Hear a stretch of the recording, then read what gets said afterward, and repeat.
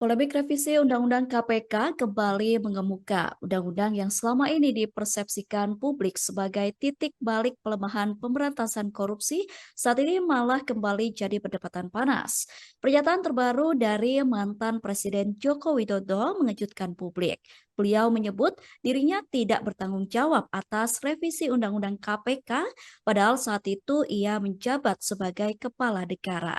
Siapa sebenarnya yang paling bertanggung jawab? Apakah ini soal mekanisme legislasi semata atau ada kalkulasi politik yang sedang dimainkan? Saya akan membahasnya bersama dengan pengamat politik Citra Institut Efriza. Baik Bung Efriza, bagaimana Anda membaca pernyataan Joko Widodo yang mengaku tidak bertanggung jawab atas revisi Undang-Undang KPK, padahal sebelumnya beliau yang menjabat sebagai presiden, Bung Efriza? Ya, jika melihat dari pernyataan Pak Presiden, sebelumnya tentu yang dimaksud Presiden sebelumnya adalah tentu mantan Presiden, Pak Ya. Joko Widodo. Ini adalah suatu hal yang keliru dan ini tentu saja yang dinyatakan oleh Pak Jokowi keliru dalam hal legislasi, tentu pemahaman legislasi yang keliru. Yang kedua, pernyataan ini juga bisa anggap atau bisa kita katakan bahwa beliau sedang berusaha menyelamatkan dirinya dari mulai kasus ijazah yang diduga palsu. Yang kedua, kasus korupsi mantan menteri-menterinya di eranya Pak Presiden Jokowi waktu itu. Dan yang ketiga adalah kasus revisi UU KPK tahun 2019. Dan yang ketiga, kita juga harus tahu sebagai pembuka bahwa apa yang dinyatakan atau dinarasikan oleh Pak Jokowi ini adalah tentu saja terkait dengan perilaku dirinya yang saya bisa katakan ada tulisan saya bahwa Pak Jokowi itu adalah aktor dari kemunduran demokrasi. Salah satu kemunduran demokrasi adalah terkait dengan UU KPK. Dan inilah gambaran bagaimana prosedurnya salah, begitu cepat, tidak sesuai dengan respon dari keinginan masyarakat, dan berikutnya adalah juga pernyataan ia tentu adalah sebuah pernyataan yang tidak tepat karena apa yang ia lakukan tidak jelas. Semestinya kalau ia tidak setuju, tentu ia tidak mengirimkan surat presiden. Selama ini 2015-2016 revisi KPK gagal karena tidak dikirim surat presiden. Berikutnya adalah kita juga bisa melihat catatan dari saya, ada klausul yang memang dimasukkan oleh eksekutif, yaitu menaruh KPK di level eksekutif, kemudian menjadikan KPK lembaga independen menjadi bagian dari ASN. Dan ini adalah dua hal sekaligus dari 4 poin yang melemahkan KPK. Dan berikutnya adalah saat itu ada keinginan masyarakat reformasi di korup atau hashtag tentang reformasi di korupsi atau di korup ini tidak dilakukan perpu, malah yang terjadi adalah membawa sebuah dinamika yang terkesan bahwa presiden ini tidak menandatangani, tidak pernah menyetujui, tapi jika kita telisik lebih dalam, hanya satu saja Presiden Joko Widodo waktu itu yang benar-benar menunjukkan ia tidak menandatangani, yaitu perubahan kedua UU MD 3 tahun 2018. Sementara undang-undang yang lain tidak. Dan berbeda dengan Ibu Megawati yang punya 5 poin. Dan pernyataan Pak Jokowi sebelum menjadi presiden, saat itu dia menyatakan bahwa ia sangat paham akan undang-undang, proses undang-undang. Jadi dia cukup handal, tidak mengirimkan surat presiden, maka pembahasan tidak dapat berjalan. Dan inilah yang dilakukan oleh Pak Jokowi. Jadi UU KPK yang lalu 2019 itu cuma tunggu momentum. 2015, 2016 ditahan, 2019 dikeluarkan. Dan inilah yang dilakukan oleh Pak Jokowi saat itu sebagai presiden. Baik. Kalau dilihat dari polemik ini kan banyak juga tokoh yang mengkritik beliau dan bahkan menyebut sebagai upaya lepas tangan gitu ya Bung Efriza. Nah, kalau Bung Efriza sendiri, menurut pendapat Bung Efriza, apakah benar ini bentuk lepas tangan atau lepas tanggung jawab secara politik atau memang ada dinamika politik tertentu saat pembahasan revisi berlangsung? Ya, kalau kita lihat poinnya ini menjelaskan menyalahkan DPR RI. Itu poin pertama dari pernyataan Pak Jokowi. Yang kedua, dia malah menunjukkan sisi ambiguitas atau pelin-pelan dirinya. Karena ia menyatakan itu ketika ia sudah tidak menjabat. Dan inilah yang dinarasikan oleh banyak orang, ia cuci tangan atau lempar tanggung jawab. Dan yang ketiga, semestinya dirinya mendorong revisi tersebut dengan menyatakan bahwa sebaiknya Pak Prabowo merespon hal tersebut dengan revisi Perpu misalnya. Dan itu yang pernah dilakukan di era SBY di akhir jabatannya. Saat itu mengeluarkan Perpu terkait dengan pilkada menjelang pemerintahannya berakhir. Dan ini adalah gambarannya. Sementara di eranya Pak Jokowi itu dilakukan saat rakyat telah memberikan suaranya. Saat jabatan sudah didapat digenggam, revisi UU KPK dilakukan. Dan inilah gambaran bagaimana kemunduran demokrasi terjadi karena aktornya saat itu adalah Presiden Jokowi. Presiden sebelumnya adalah presiden yang penuh dengan karut-marut pengelolaan negara dan ia melemahkan KPK dengan banyak hal, termasuk kita tahu ada TWK 57 orang yang kemudian tidak lolos dan ini juga jadi polemik di eranya Pak Jokowi. Jadi era Pak Jokowi itu bisa dikatakan memang salah satu poin kemunduran demokrasi di Indonesia adalah di revisi UU KPK. Bukan dikuatkan, malah dilemahkan. Oke. Nah, jika Presiden menyatakan bukan tanggung jawabnya, apakah berarti ini otomatis menjadi tanggung jawab penuh berada di DPR, Bung Efriza? Iya, kalau berbicara apakah ini tanggung jawabnya Presiden atau tanggung jawab DPR, jelas. Itu adalah tanggung jawab dari Presiden. Kenapa? Tadi saya sudah katakan, 2015 revisi UU KPK itu bergulir.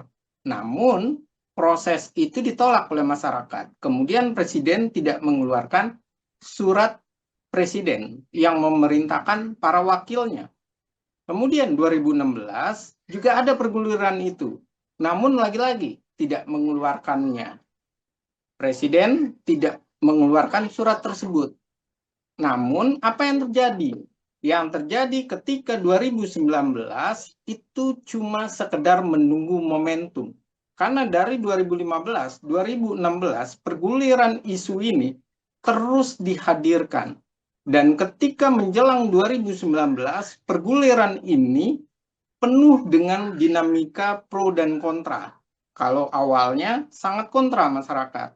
Artinya di situ Pak Jokowi yang memang kita ketahui sangat waktu memerintah sangat mengedepankan permainan buzzer, permainan para influencer yang ia gunakan untuk menghadirkan narasi bahwa revisi UU KPK itu penting.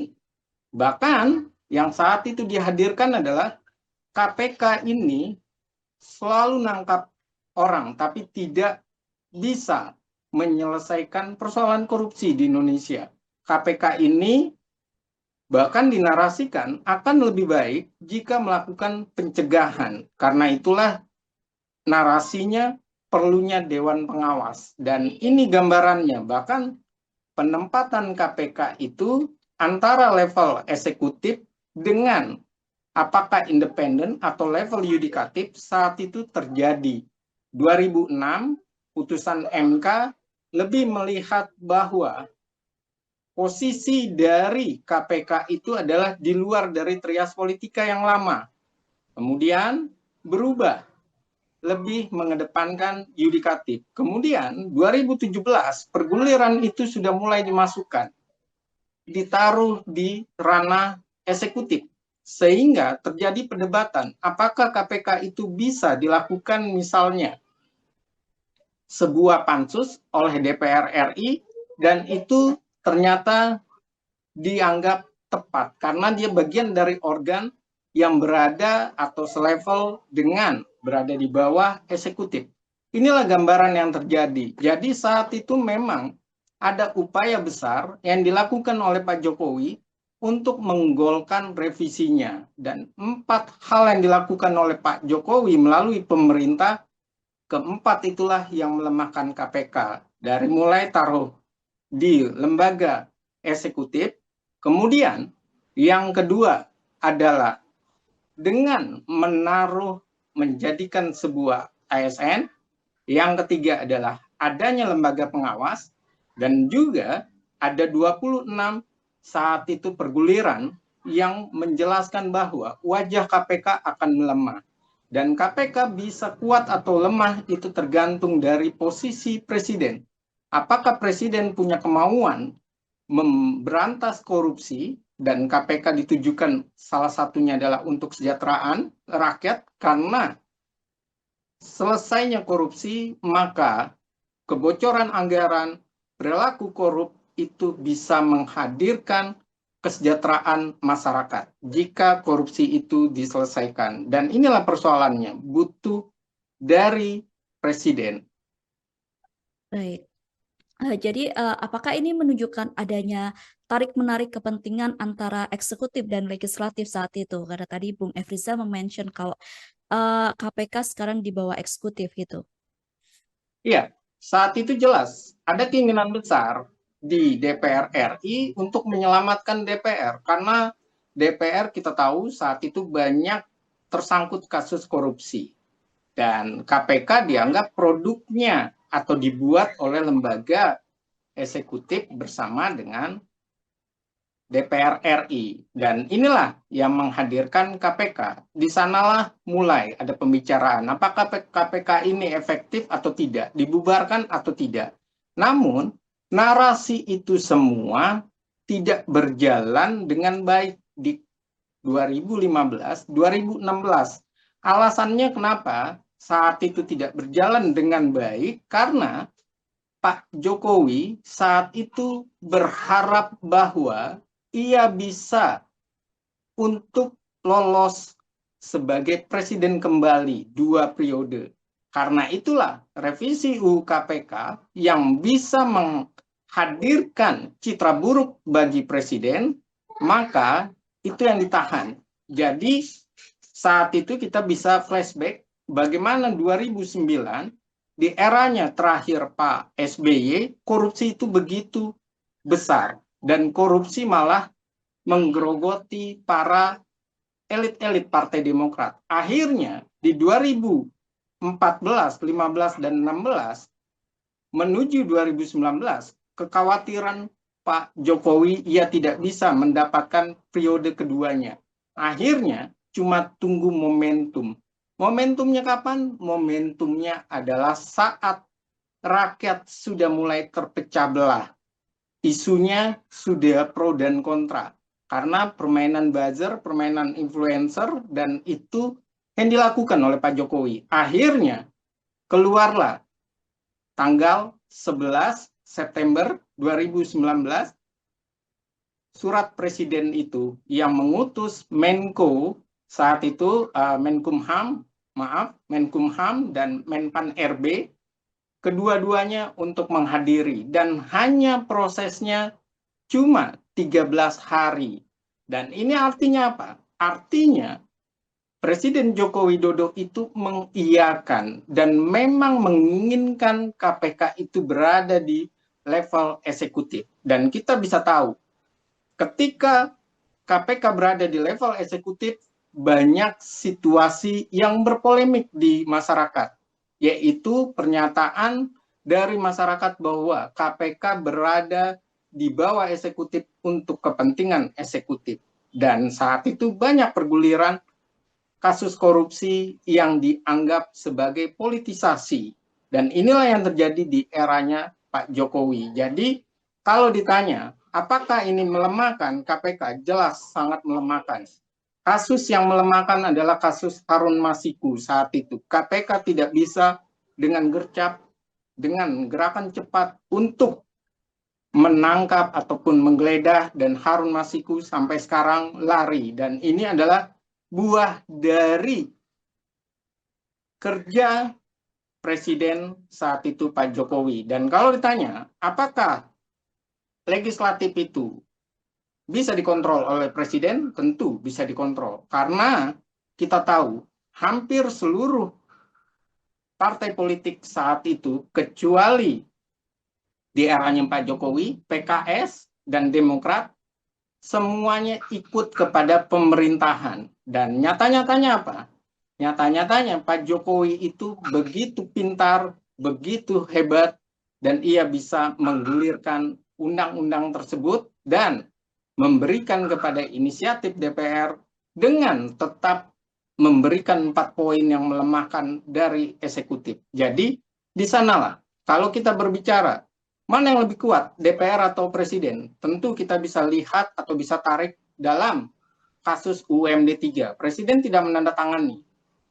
Kemudian, yang kedua, kita bisa melihat kenyataan bahwa Pak Presiden Jokowi ketika revisi UU Pemilu yang terkait dengan pilkada serentak, ia tiba-tiba menolak untuk memberikan surat presiden. Ia menyatakan kembali untuk peraturan yang lama. Akhirnya tidak terjadi revisi tersebut. Artinya, di zamannya Pak Jokowi, sangat dominan dirinya. Dialah yang mengatur wajah dari legislatif.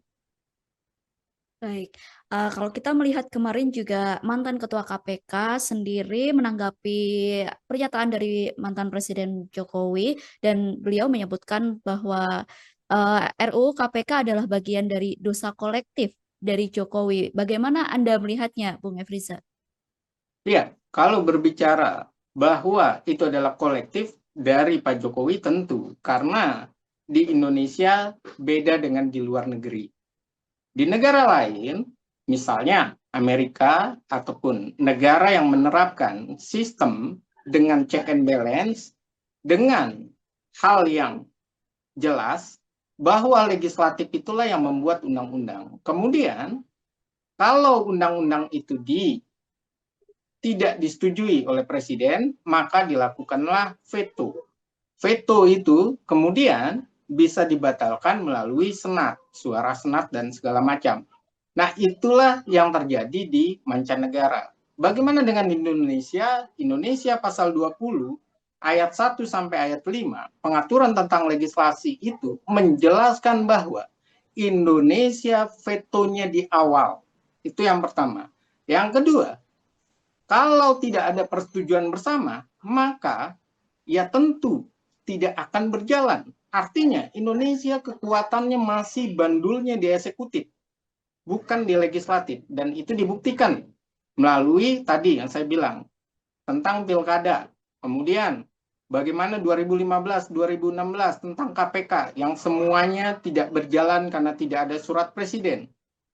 Kemudian yang ketiga, kalau seandainya sudah dibahas bersama, ternyata tidak sesuai di antara kedua lembaga itu, maka apa yang terjadi? Yang terjadi adalah silent veto. Vetonya itu dari presiden itu tidak berguna, namun menjadi catatan. Dan itu ada dilakukan oleh Ibu Megawati dengan 5 undang-undang yang tidak ditandatanganinya.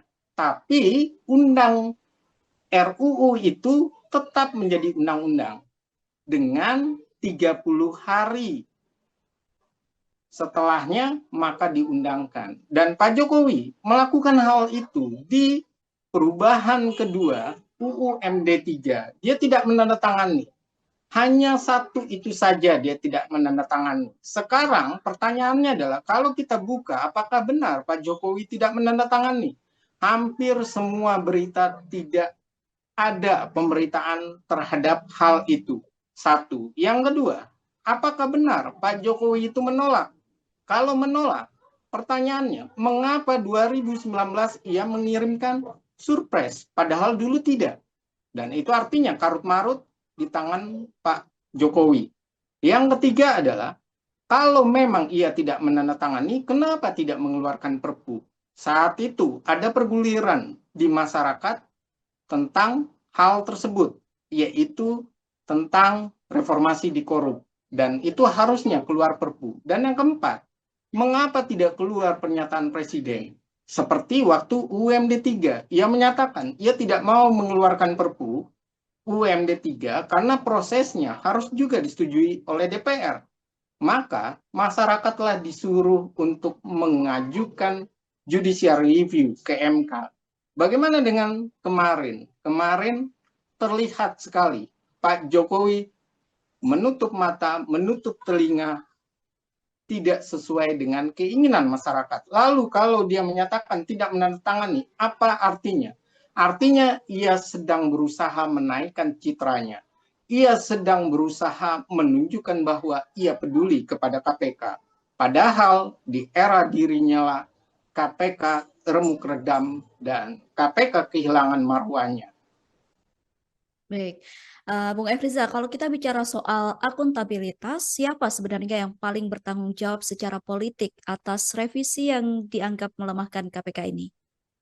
Iya, kalau berbicara siapa yang melemahkan, tentu kedua-duanya, eksekutif dan DPR saat itu. Namun kalau ditanya, siapa yang bisa paling bertanggung jawab di Indonesia, tentu ada di tangan Presiden. Kenapa?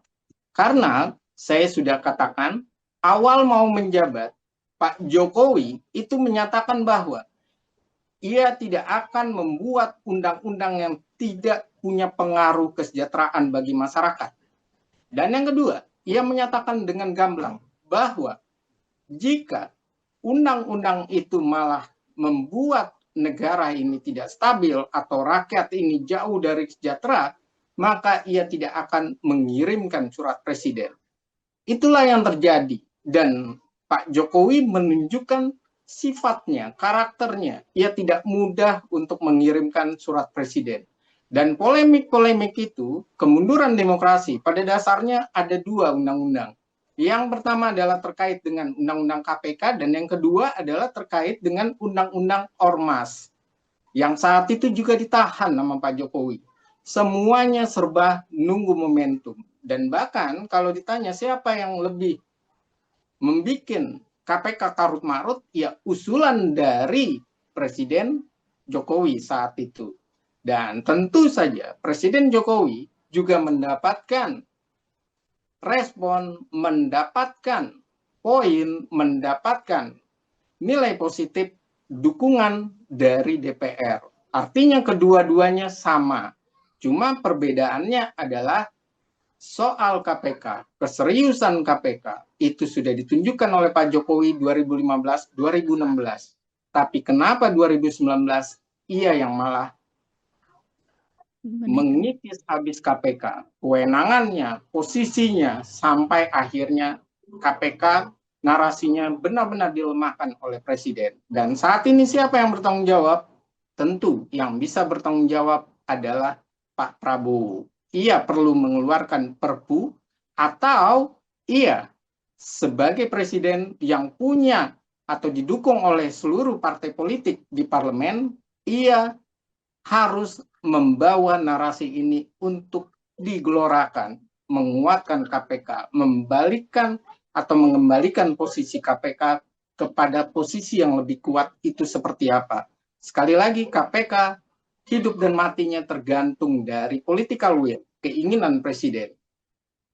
Baik, kalau kita bicara tegas dalam konteks RUU KPK ini, sebenarnya siapa sih yang harus dimintai pertanggungjawaban politik? Apakah Presiden, DPR, atau keduanya?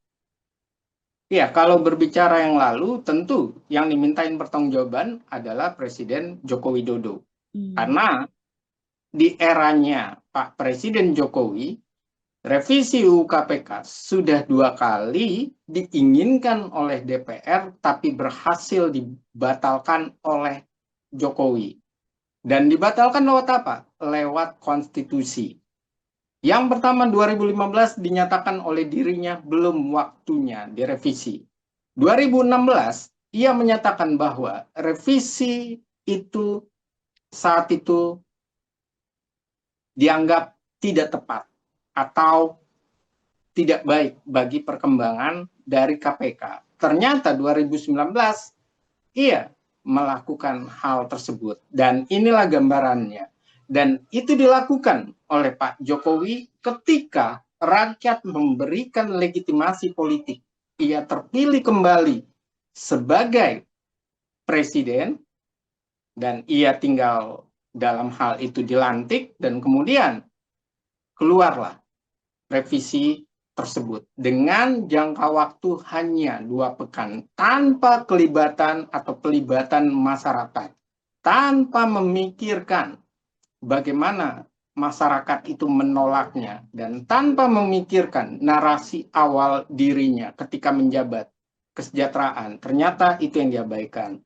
Kalau sekarang tentu bola ini ada di Presiden dan di DPR. Dan Pak Abraham Samad sudah memulai untuk mulai mengembalikan KPK, hadirkan KPK yang lebih kuat. Dan apa dampaknya saat ini? Kita masih melihat KPK semakin melemah, semakin tidak berdaya. Sisi yang lain, ini yang perlu. Bagaimana Prabowo menanggapi dari pernyataan Pak Abraham Samad dengan actionnya? Kalau yang kemarin, Presiden kemarin telah salah arah, telah salah mengambil kebijakan, sekarang Pak Presiden Prabowo diharapkan lebih baik. Ia mulai meramu apa saja yang perlu dikuatkan. Jadi tidak perlu misalnya kita berdebat apakah mengembalikan revisi UU yang lama, karena mau mengembalikan revisi yang ulang lama tentu perlu undang-undang yang baru untuk mencabut undang-undang yang lama tersebut sehingga memberlakukan undang-undang yang sebelumnya. Jadi UU baru mencabut revisi UU 2019, kemudian akhirnya berlaku kembali yang lama. Sebenarnya bisa seperti itu, tapi lebih baik kita menguatkan dengan melihat kelemahan-kelemahannya. Karena tadi dari KPK pun sudah menyatakan ada keuntungannya bagi KPK, yaitu mereka atau pegawai KPK menjadi ASN. Itu juga suatu hal yang memang debatable. Tapi itulah yang terjadi. Baik, berarti untuk saat ini peran dari Presiden Prabowo benar-benar sangat dibutuhkan ya, Bung Efriza ya. Iya, Pak Prabowo harus menjawab. Jadi beliau tidak sekedar mengundang para oposisi, berbicara tentang negara kita, berbicara tentang penataan sistem politik di Indonesia, tapi ia mengabaikan masukan dari para oposisi itu sendiri, yaitu termasuk Pak Abraham Samad. Pak Abraham Samad menyatakan ketika ditanya, apa yang menyebabkan kelemahan KPK, ia menyatakan revisi UU KPK 2019 yang dilakukan oleh Pak Jokowi. Pertanyaannya sederhana. Tanggapan Pak Presiden itulah yang sedang kita tunggu. Pertanyaannya, apakah mau atau tidak Presiden Prabowo menguatkan KPK? Karena KPK kuat atau tidak tergantung dari Presiden. Baik, setelah revisi undang-undang tersebut, apakah Bung Efriza juga melihat menurunnya kinerja KPK atau bahkan mudah masuknya intervensi personal maupun politik, Bung Efriza? Iya, kalau kita melihat apa yang terjadi ada banyak hal yang kita melihat bagaimana posisi KPK ini semakin lama semakin lemah. Apa yang terjadi? Kita bisa melihat bagaimana KPK lebih memilih, contoh, lebih memilih untuk melakukan tindakan OTT. Itu yang pertama. Yang kedua, KPK lebih memilih menindak di daerah. Yang ketiga, KPK lebih memilih menindak yang levelnya atau nilainya lebih kecil. Dan berikutnya adalah apa yang telah dilakukan oleh KPK sayangnya seringkali diinterupsi. Misalnya rehabilitasi, kemudian apa yang terjadi dengan abolisi, dan kemudian dengan memberikan kebebasan kepada para yang bermasalah. Ada 3 orang yang kita juga tahu dilakukan, dan itu memang satu sisi itu haknya presiden. Presiden punya hak itu. Tapi sisi yang lain, ini sama saja melemahkan kinerja KPK. Dan inilah jawabannya ketika KPK berada di eksekutif, tidak independen. Dan akhirnya apa yang terjadi? Ketika KPK tidak OTT, KPK lebih berbicara bagaimana penggalian kasus misalnya atau permasalahan. Ternyata KPK tidak siap dan KPK tidak bisa menghadapi respon publik. Misal dalam kasus para menteri yang tidak kena OTT, para menteri di eranya Pak Jokowi tidak kena OTT, tapi sekarang tersangkut korupsi. Sangat sulit KPK menghadapi opini publik. Bahkan yang terbaru juga kita mendengar ada usulan orang-orang yang bermasalah untuk lagi-lagi presiden mengeluarkan hak prerogatifnya ataupun kuasanya dia di level yudikatif ya. Dan ini adalah suatu hal yang saya bilang miris kalau berbicara penguatan KPK tapi tidak mempercayai KPK itu sendiri. Karena itulah apa yang terjadi. Akhirnya KPK bermain di ranah yang buat masyarakat itu terlalu receh. Bermainnya di tingkat daerah.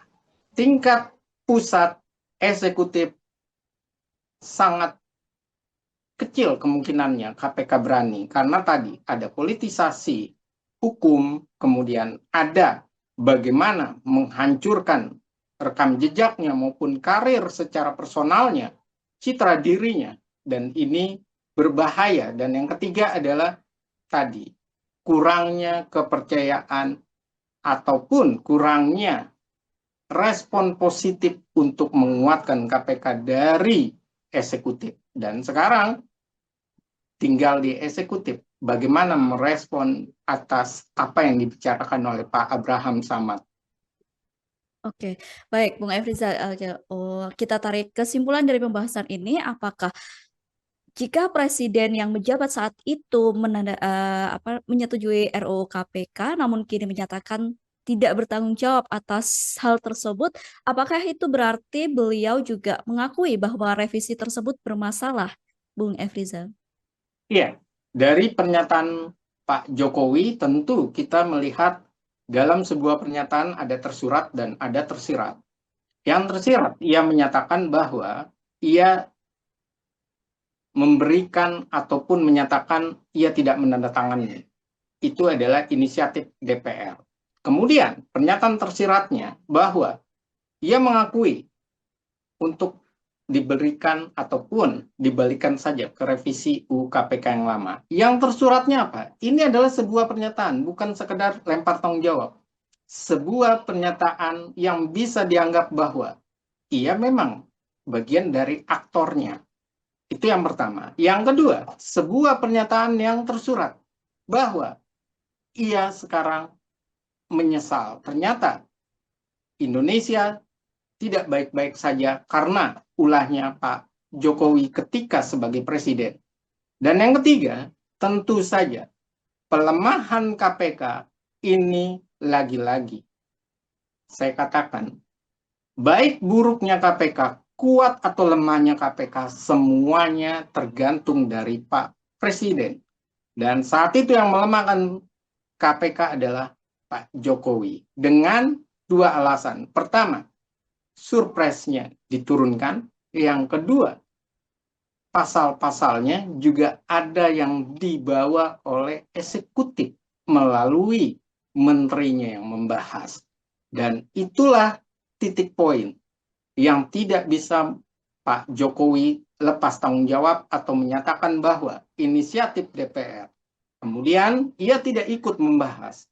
Ia tidak mengetahui dari mana ia tidak mengetahui. Karena di eranya Pak Presiden Jokowi, rapat kabar semua informasi ia mengetahuinya. Bahkan Pak Jokowi juga punya poin positif memang. Ketika ia menyelamatkan anak Indonesia dari kekerasan seksual dan terkait dengan Undang-Undang Kebiri, itu menyatakan apa? Menyatakan bahwa Pak Jokowi ini selalu tahu situasi, selalu membaca situasi. Tapi pelemahan KPK kemarin dilakukan oleh beliau hanya menunggu momentum. 2015, 2016 ditolak, momentumnya 2019. Sekarang adalah upaya dirinya untuk melepaskan citra buruknya karena ia sedang terbelenggu dua kasus. Kasus ijazah dugaan palsu dan kasus dari para menterinya atau beberapa menterinya yang tersangkut kasus korupsi. Walaupun kedua hal itu asas praduga tak bersalah.